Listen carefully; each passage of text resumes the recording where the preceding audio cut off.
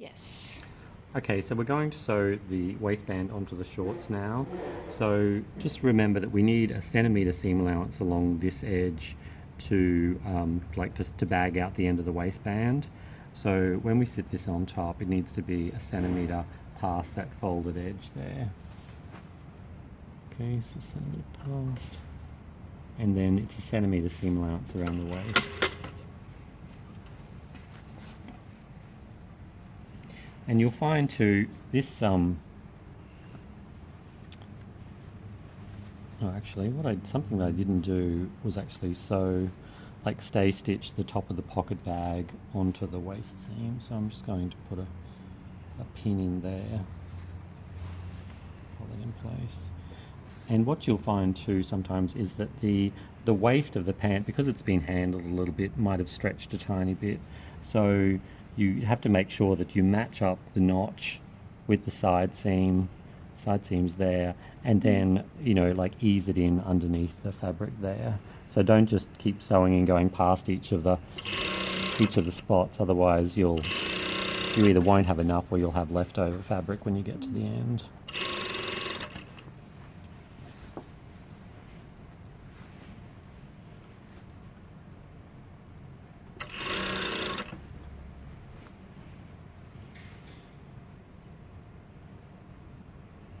So you can pin these in place if you need to. And again, because the back waistband has some curve in it, just make sure that you've got all of the raw edges matching.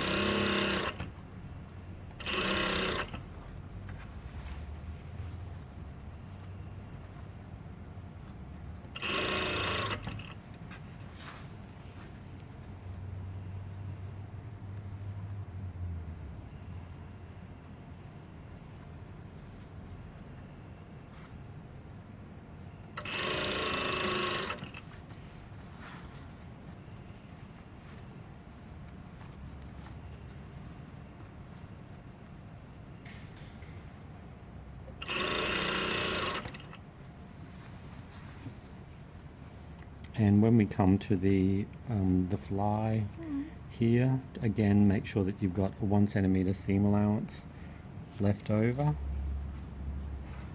and then sew that in.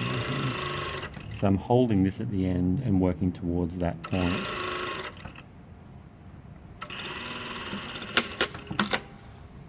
Okay. Yeah.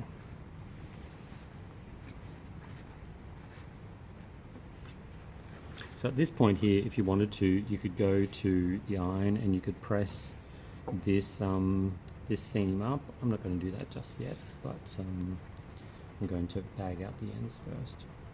All right, so we need to sew up here a centimetre.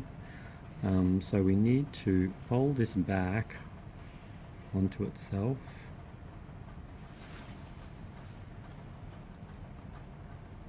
So this is the inside here.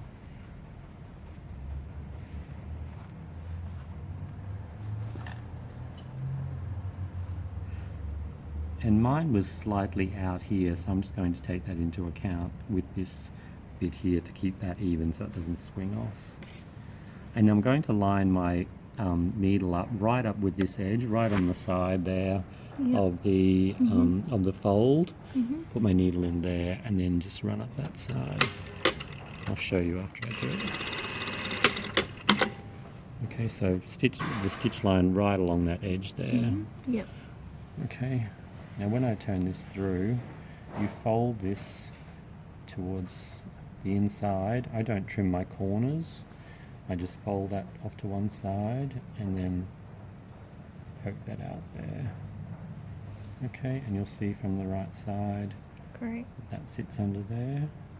And if you do if this looks slightly rounded, you can get a pin in there and just ease that out slightly. Don't pull too hard because you'll snag threads and pull the threads out. So that's one end, and now the other end.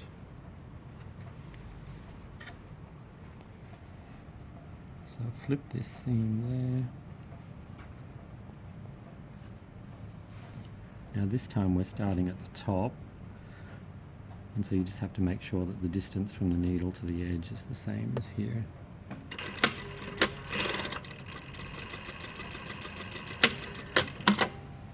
So again, stopping right down there. And again, flipping this to the, turning this to the inside, and then poking that corner through.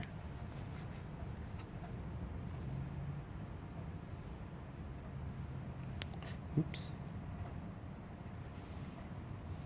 So nice, we want a nice square corner there. Okay. Now I'm going to give this a press and we'll pin it. All right. All right, so we've got the we're at the iron here, and we've got this is the inside, so I've turned the shorts inside out, and I've just got this seam, so I'm just going to give a press that seam allowance up, and then I'm going to fold this down. Oops. It's nice and flat at the end there.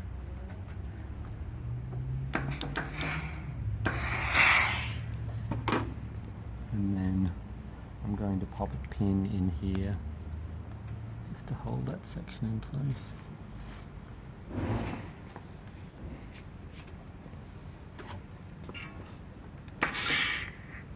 Oops, and you can see here that I've twisted my the seam here, so I need to go and unpick that. See, because this is the nice overlocking here, so I have to unpick that and flip that back the other way. Mm-hmm. So I won't press that bit.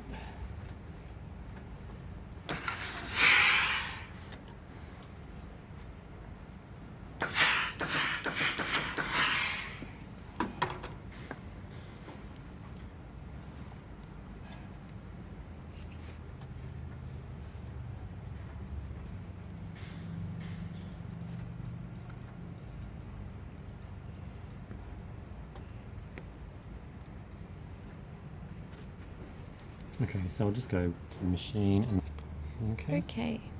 All right, so I've got my pins in here that I've placed at the side seams and at the centre back, and I've fixed up my little twist that I had in there. So the idea now is that we're actually going to ditch stitch. So right in the ditch there, along there, so not on top of the waistband, but on the actual pant. If you did want to have top stitching on here, you could actually, I think you'd probably top stitch and then you'd add top stitching as well, like if it was a foot width stitch or something. But we're just going to do a welt stitch. And actually on this corner here, because that's sitting down there, we can, if you want to actually twist that under, you know, you can, as long as you, yeah, as long as you twist it under enough so that it does actually catch, otherwise it'll fall out.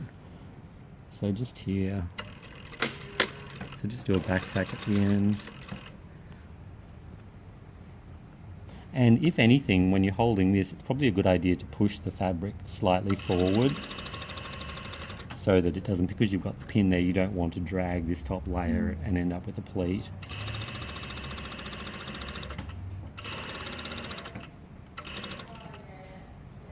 And I try not to sew over pins if I can, just in case, but that's just my paranoia.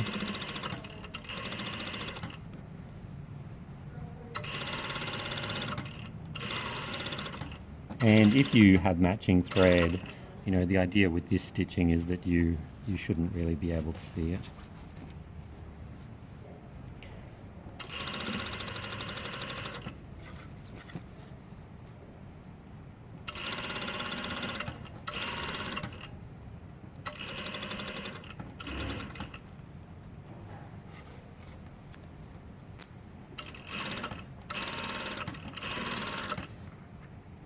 Now when we get to this end, again, because this is the actual, the facing bit, do that same thing. So tuck that end under there, just so that there's no chance that you'll see, you know, the overlocking from the outside when the zip's done up.